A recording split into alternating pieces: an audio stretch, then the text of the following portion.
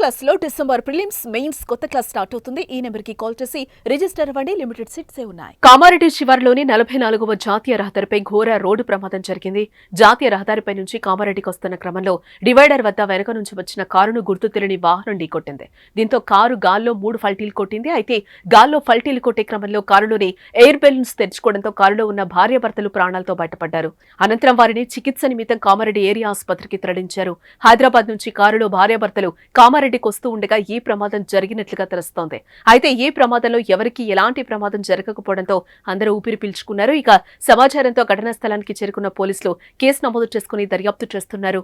బాధితుల కారును ఢీకొట్టి వెళ్లిపోయిన గుర్తు తెలియని వాహనం ఆచూకీ కోసం పోలీసులు గాలిస్తున్నారు.